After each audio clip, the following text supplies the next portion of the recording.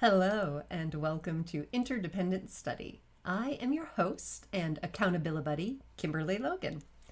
Today, Monday, November 30th, we are continuing our exploration of Just Sit, a meditation guidebook for those who know they should, but don't. We are on Chapter 2, and we will be discussing the many ways that meditation will fix up your life. Chapter 2 being entitled, Why Aren't You Meditating? Thanks for joining me. As always, after the reading, we will do a 2 to 3 minute meditation. So if you haven't had a chance to just sit lately, here's your opportunity.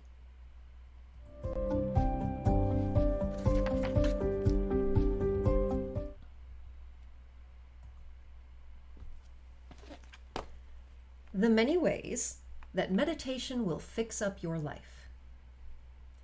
You want better health, less stress, less worry, less anxiety, less depression, less fear, less sickness, less exhaustion, less anger, less delusion, less dependency on booze, drugs, food, cigarettes, and someone else's love. You want more reality, more joy, more feeling, more energy, more connection, more vibrancy, more passion, more clarity, more freedom, and way more love. By now, most people are aware of the many benefits of meditation, but for some mysterious reason, they still don't meditate. As perplexing as that may sound, it is a known fact that we humans often do not do what will help or even save us. A good question to ask yourself: what brings you here? Why do you want to meditate? For some of you, the answer might be obvious. You are in the middle of a major crisis, or on the verge of a nervous breakdown, or at the end of your rope. You guys don't even need to read the rest of this chapter. Go ahead and skip to chapter 3. You don't need to hear the long list of benefits that will help you show up and sit every day. All that pain is enough of a catalyst for change. As for the rest of you, those of you who might be experiencing some low-grade suffering but are by no means in acute pain, a little motivation goes a long way. Trust us. It will get you to the cushion. The best part about motivators when it comes to meditation is that there are so many to choose from. Face it, we could all use a little soul searching. Even the perfect girl from high school is all grown up and falling apart on the inside. Trust us. So, take a little inventory. Find a good reason to get started. The many faces of meditation.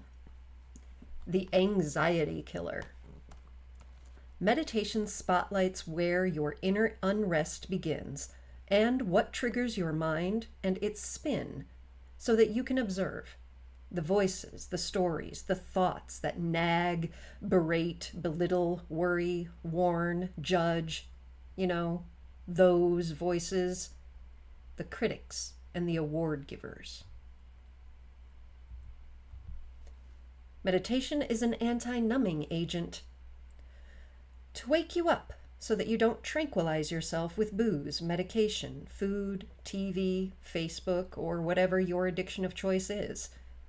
Meditation teaches you to self-soothe so that you don't rely on a bunch of unhelpful externals. It's an inner cheerleader to bring you out of your funk and into the world to fight the good fight, you versus whatever ails you. Meditation is a personal support system, like a pep rally for one.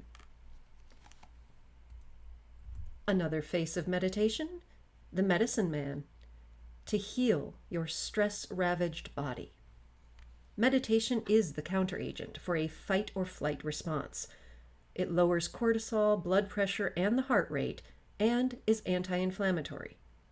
Inflammation is the root of all disease: heart disease, cancer, and dementia, to just name a few. It's a brain trainer. Studies show that brand new meditators can grow more gray matter in the brain in as little as 20 minutes a day for 8 weeks. You will see changes in memory, empathy, and stress levels. Who doesn't want that? Meditation, the on-call therapist. To feel your feelings for real. To be in your life. To work on your wounds. And to finally deal with your shit. Meditation as a lifeguard. To save you from your own bad choices. Meditation shines the light on you and why you do what you do so that you have some time to think about it before you do it again. Sandman. To sleep through the night. Studies show that meditation is better than a sleeping pill for getting to sleep, staying asleep, and waking up with good energy. Plus, there's no hangover. Meditation as the DNA repair person. Hello, I'm here to fix your DNA. To take charge of your DNA and impact the way that your genes express themselves as you age. Start meditating to push the first symptoms of any inherited disease so far away in the future that you never experience them in your lifetime. And the final face of meditation, the magician.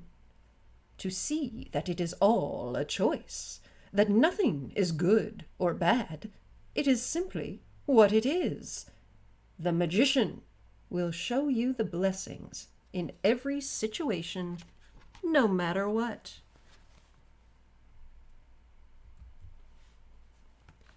And now, for some notes from the cushion. Sukey's mother has early onset Alzheimer's. Symptoms began when she was only in her 50s.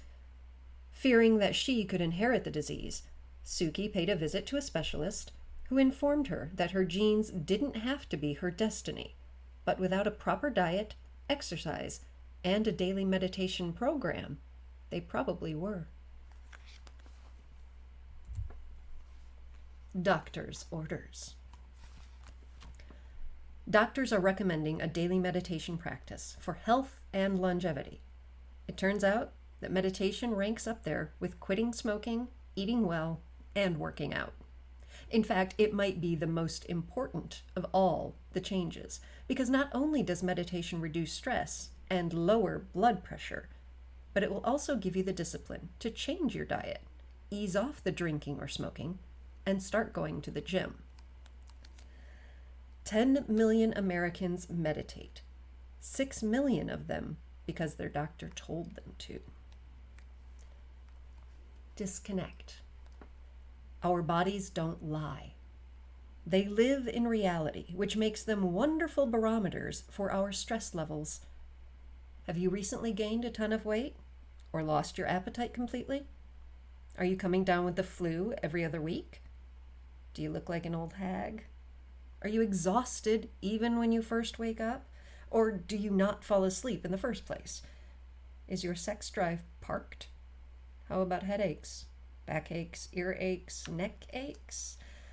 These are the warning signs that often appear before the big cosmic slaps. Pay attention to your body. It knows a great deal more than you do. Your body will let you know when you're out of balance and when stress is taking over. And it often gives you an opportunity to do something about it before it becomes the big C, your ticker gives out, or something even worse. The problem is that most of us don't take these warning signs seriously. We push through them and ignore them until it's too late. Sadly, stress is the new normal. Our bodies are in a constant fight or flight mode, as if we were in the midst of escaping from prison, being chased by bloodhounds, when in reality we are at the office getting reprimanded by the boss for coming in late. It's not healthy or fun to walk around like your pants are on fire. So what can we do about it? Meditate. The reason that meditation reduces stress is because the deep breathing activates your parasympathetic nervous system, and meditation focuses the mind on the mantra and off the chatter or the story that is typically amplifying the stress to begin with. So, like we have been saying, just sit. But remember, meditation is a lifelong thing. You can bring down your blood pressure by meditating for a couple of months.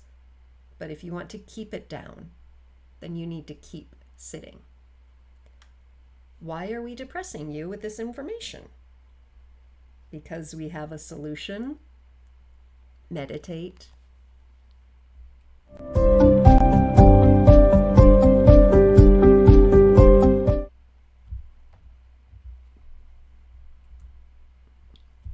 So we are going to meditate.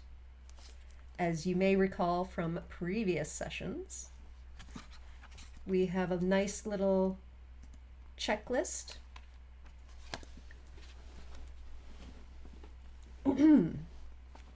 Number 1, sit on the floor in a chair comfortably is the most important thing. Number 2, close your eyes or focus on a soft landing space for your gaze, a couple of feet away, a blank space on the wall, a candle if you have one handy. Number 3, relax your arms and hands in your lap if comfortable. Number 4, check in on your legs and feet. If you're sitting in a chair, make sure your feet are flat on the ground. Number 5, set a timer. I've got you covered there. We're going to put 2 minutes on the timer once we get there. Number 6, warm up with a couple of deep breaths. If you can do 10 slow, deep breaths as I finish reading these and get us set up, you'll be all ready to sit. And number 7, take a moment. Pay attention to the thoughts that are racing around. Things like, I don't have time for this right now. I should be saving the seals. This is stupid.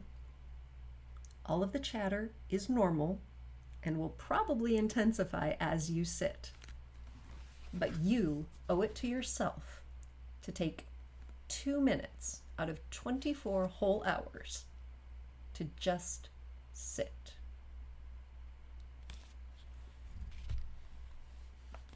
How are you doing on those breaths?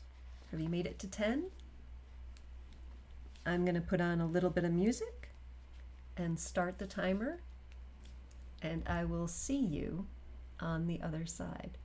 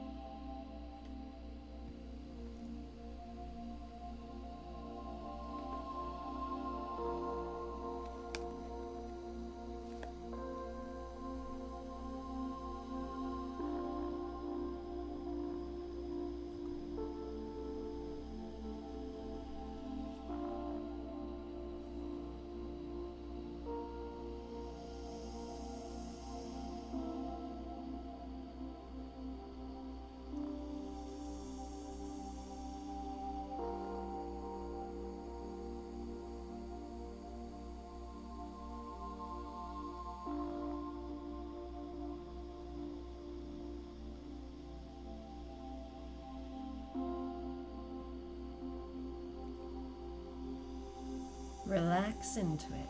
You're halfway there.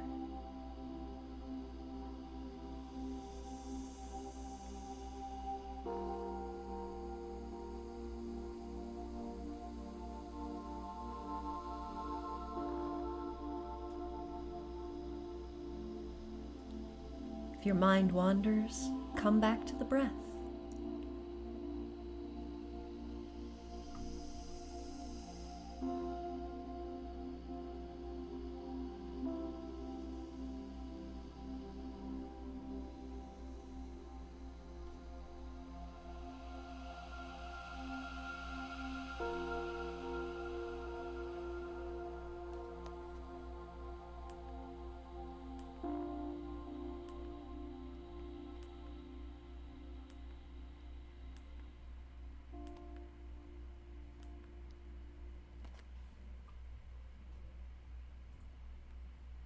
That wasn't so bad, was it? Thank you so much for joining me for Monday's meditation moment here at Interdependent Study. See you next time. Until then, let's be independent together.